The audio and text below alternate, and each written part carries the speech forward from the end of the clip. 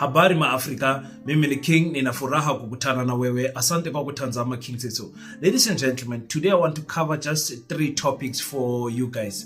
The first one being Dr. Mbuyiseni Ndlozi addressing some students, and he's talking about a very crucial matter that I believe he has hit it spot on. Political will. Our politicians no longer have got political will to execute what their political party stands for. And once that will has been lost, you can rest assured that nothing is going to come right in politics, because he says that our politicians no longer have the zeal or the hunger to die for the ideas that they stand for. I also want to speak about Collen Malatjie, who scores an own goal once again. I don't know, when Collen speaks, I'm not sure if he thinks before he speaks, because he says the ANC has set up a budget of billions for skills development, especially for the youth, and those monies are returned back to treasury because of poor planning. What an own goal. Basically, he is saying to us that the ANC cannot plan and the ANC cannot execute. I want to end with our Secretary General. I'm talking about the political scientist himself, Floyd Shivambu, who says we as African people must be careful with this issue of fighting sideshows. And I've been telling you guys this for a long duration of time. I said we are always distracted by things that don't matter that much but seem as if they matter. And one of those things he's saying is that we like to see ourselves in a position where white people are applauding us when we fight each other, and that's the only time we feel like we are doing something right. Let's talk about that, Pasetta, and much more. Welcome to King Said So, Africa's one land, one language, one currency, one army on King Said So. Africans can unite. Your Pan-Africanist podcast. Enjoy. Peace in Pan-Africanism to all my African brothers and sisters from all around the world. Welcome back to King Said So. I'm your host, Kagiso Hlongwane Zinjiva Sono, and we're back at it again with another one. And this time around, we're talking about these 3 topics of Dr. Mbuyiseni Ndlozi, Collen Malatjie, and the Secretary General himself, Floyd Shivambu. Before I do that, ladies and gentlemen, what we are busy with at Pasetta right now is to assemble more, to beef up our team in terms of other expertise that we don't currently have. We are currently working with people who are in the academic side to formulate a formal curriculum for Pasetta. So if you are one of those people, you can set up curriculums. You can assist us in putting what we are saying into a documentation so that we can present it to the Department of Education and it can be approved. We are looking for you. Please make sure that you hit the numbers on the screen and make sure that you get in contact with us. Just send us a WhatsApp and tell us who you are and where you are from, and I will be talking to you. You'll be talking directly to me so that I can include you in the group that I want, that I have created this week. And also another thing, we need a lot of graphic designers. I know some of you guys are website designers, graphic designers, people in the marketing media space. We need you guys to come on board with us. We do already have an IT group. We do already have a marketing group, but it needs to be beefed up, ladies and gentlemen. And that's what I need you guys to come on board for. Administrators, people who are good with administrative work, paperwork, putting together documents, constitutions and whatever, all of those things, we need them in Pasetta. We already have them, to be frank, but it can always be improved. So we need professionals in that regard also to come in. Please hit the numbers on your screen, send us a WhatsApp, call us, and make sure that you get in contact with us. I am currently working in remote areas where a network comes and goes and all of those things. So sometimes I might not answer your calls, but your WhatsApp, I will definitely get back to it. Or visit www.pasetta.co.za if you want to talk with us via mail and all of those things. Thank you so much for everybody that continues to donate to Pasetta. The 50 Rand donations are still coming in. We really appreciate them, ladies and gentlemen. We appreciate everything that you have done for us, and everybody that has jumped in on the Mike Khadebe campaign. And you guys are sending the 1,500 Rand. We do send you a certificate of acknowledgement of gratitude with partnering with Pasetta in terms of the certificate of buying 1 pallet of bricks through the Mike Khadebe campaign. We really appreciate it so much. So let's get into this. I want to speak about political will, because political will is something that is so important that I think we have lost. And not only just political will, I think generational will also. I always say, what is the generational mission for each generation, and how can it be accomplished, and when should it be accomplished, and when does a generational mission start, and when does it end? Now, Dr. Mbuyiseni Ndlozi also covers this partially in this clip that is making rounds right now on the internet, and he talks about our politicians. The older generation has lost the political will, and I think he's right, because there is an expiring to a time where the political will can still be strong. Let's listen quickly to what Dr. Mbuyiseni Ndlozi said to the students as I prepare. I worked in Parliament. I was 27 years or so when I got there. Very painful process. Shouting at old people, the age of my grandmother. Firstly, to concentrate, because they were sleeping. Secondly, to prepare and make an input that they understand. I can tell you for free. And normally I charge people for this information. So you guys, I'll give it to you for free. Political will is what is absent with the current political leadership. They have no will. 1. 2, they are not ready to die for their ideas. They are not ready to be selfless. You can't try to get rich quick if you want to industrialize South Africa. In any way, what are you doing in government if you are a genuine businessman? If it's about business, it's about business, what are you doing in government? Why are you a municipal manager? Why are you a minister? If what you are championing, if your skills is to run a sophisticated, powerful, go run business and do profits there. Do not use the state for self-enrichment.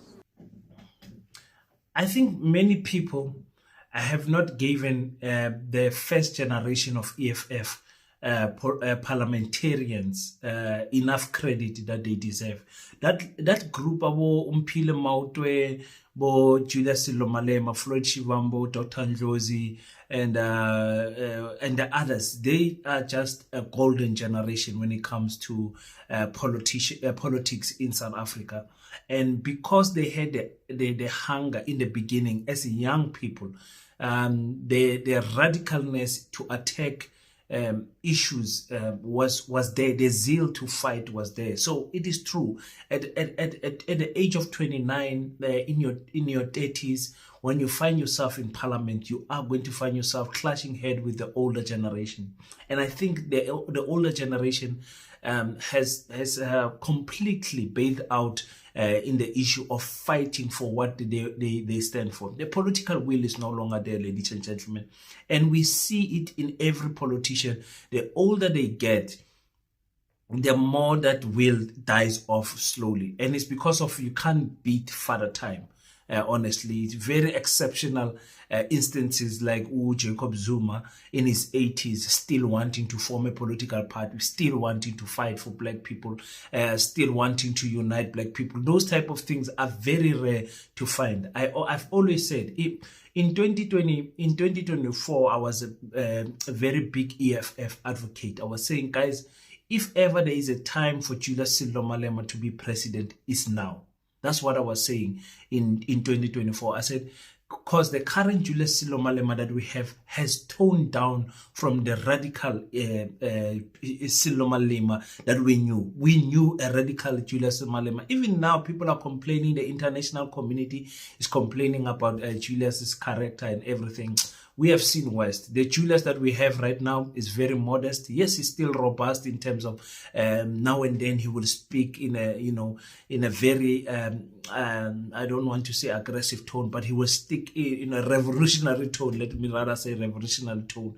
But he's no longer that Julius Malema that we used to have. Even in 2029, if he misses that opportunity again, we are not going to get the best version of Julius Malema. You can imagine with Ibrahim Traore also, if you missed his 30s and you get him in his 40s, it's a whole different person. I mean, you look at yourself, for example, the way you were a risk taker and you were fighting back in the days.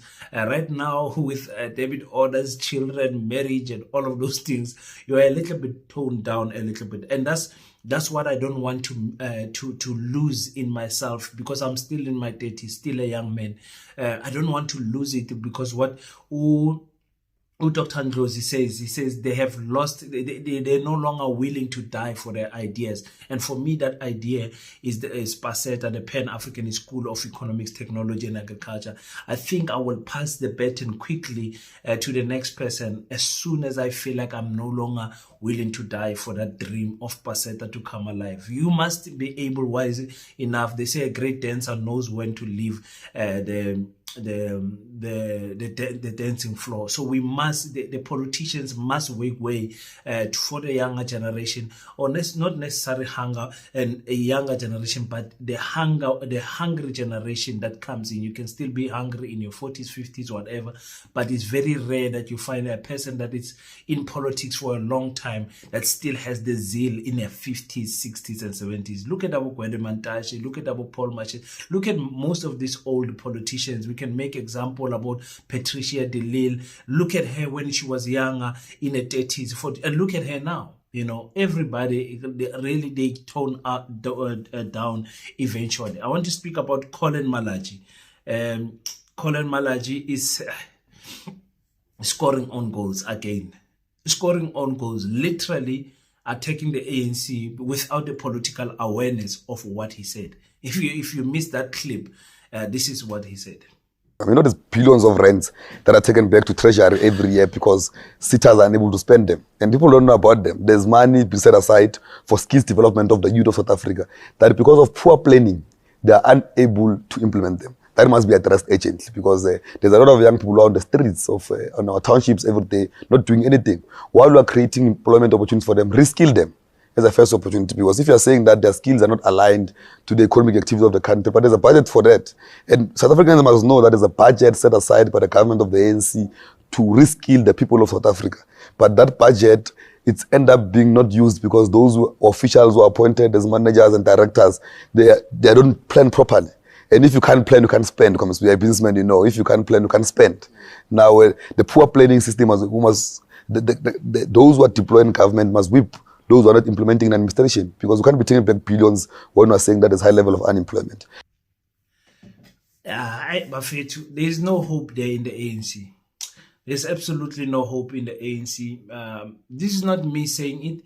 This is the ANC Youth League president saying that there are billions that have been returned to Treasury because of lack of execution and strategy for budgeting. Like the ANC cannot budget.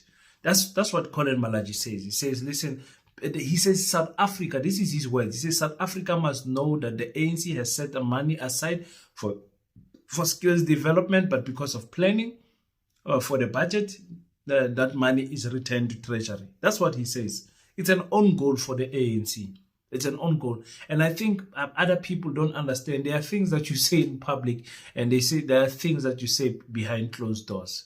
Especially for the ANC people, they need to be careful as to their media. They need media training.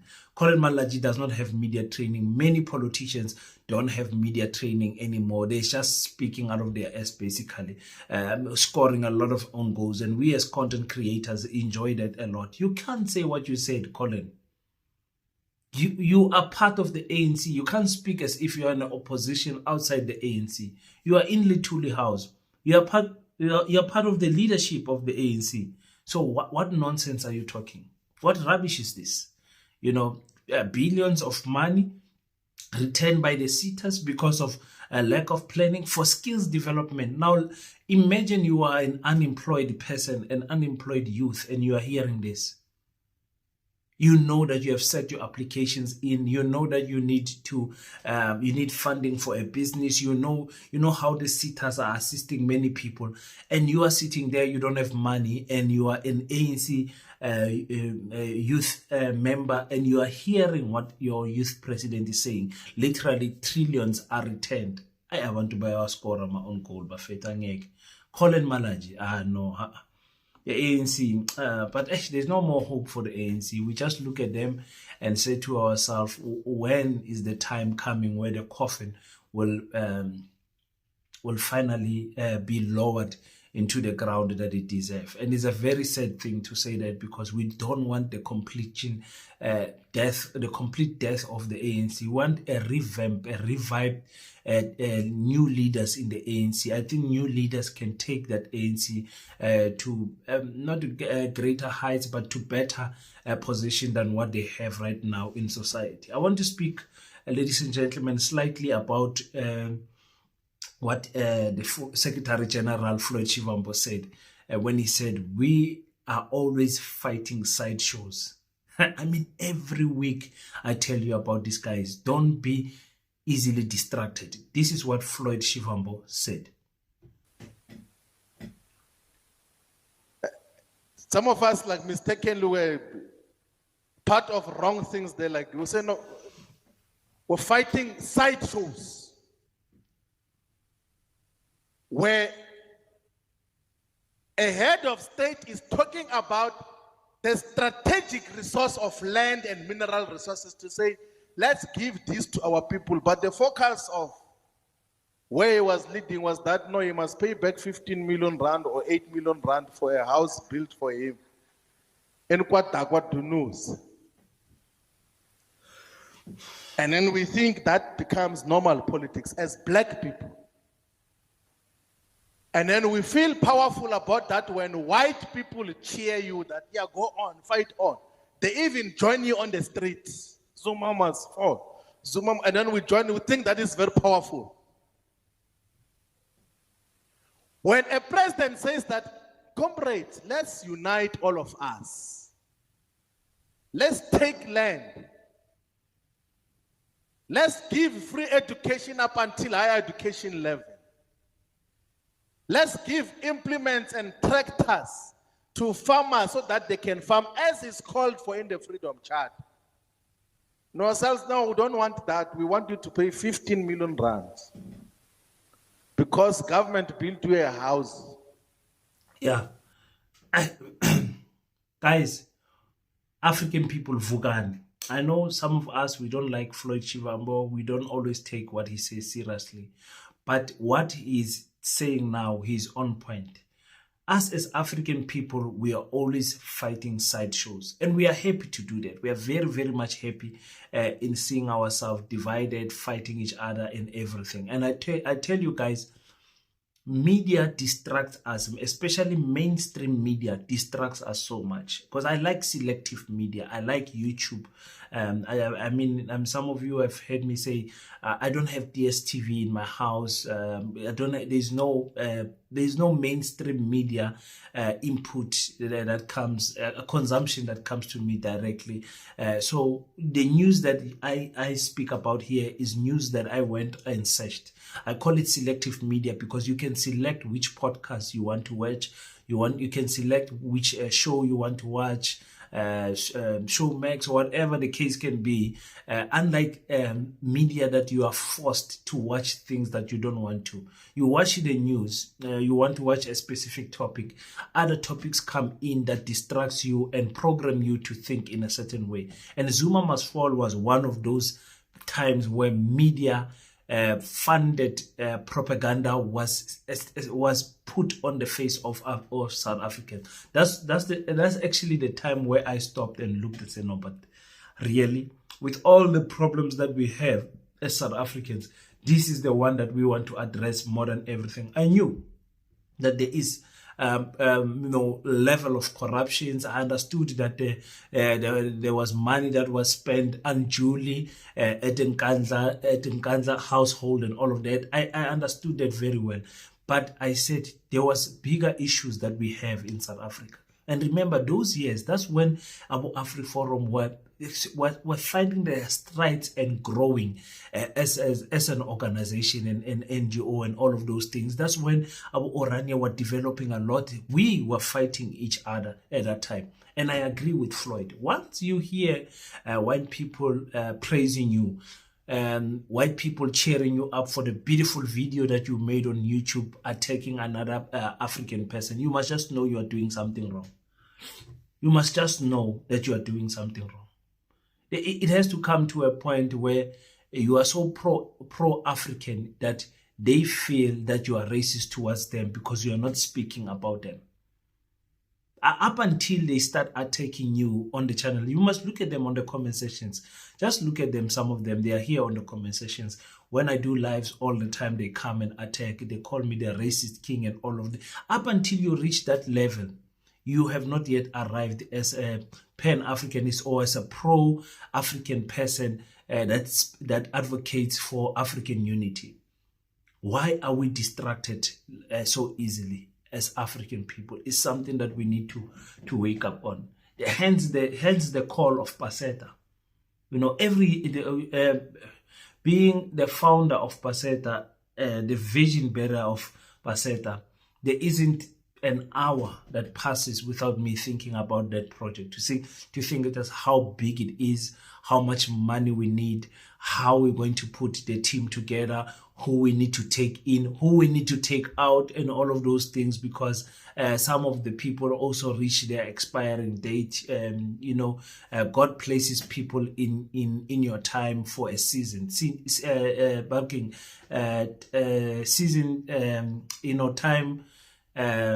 And time expires in relationships and all of those things. So you find yourself having to juggle those type of things. My question is, what are we building as African people? That question, I don't want us to ignore it anymore longer. What are we building as African people? What is distracting us as African people? It was Aldrin Sampier, it was the vet thing, distracted us so much. I mean, we ran around with this vet thing, and now it's like we don't care anymore, because actually the call now should be for Kodongwane to leave that office of treasury or finance. He must go. He must go there, actually. After that, it was, who was it? It was so many stories. South Africa is a movie. Every week there's something that is happening. And then, it was, Floyd in Easter, Floyd no Bushiri, and then MacGyver with Podcast and Chill came in and took the headlines for 2 weeks. That thing has died off. South Africans are looking for something new to talk about, not something new to build. Let's team up, ladies and gentlemen, and let's really work together. Thank you so much for tuning in. Hey bafethu, ngisehlathini, ngisebenza ehlathini bafethu, ngisesikangeni, but I'm gonna try, as I'm moving from guest house to guest house, I'm sleeping literally in different places each and every day for the entire week, but I'm going to try to give you contact as much as possible. Thank you so much, guys, for tuning in. Thank you so much for supporting King Said So. Until we meet again, don't forget to pray, but after you pray, stand up, African child, do your best so that God can do the rest. Peace and Pan-Africanism. I salute you.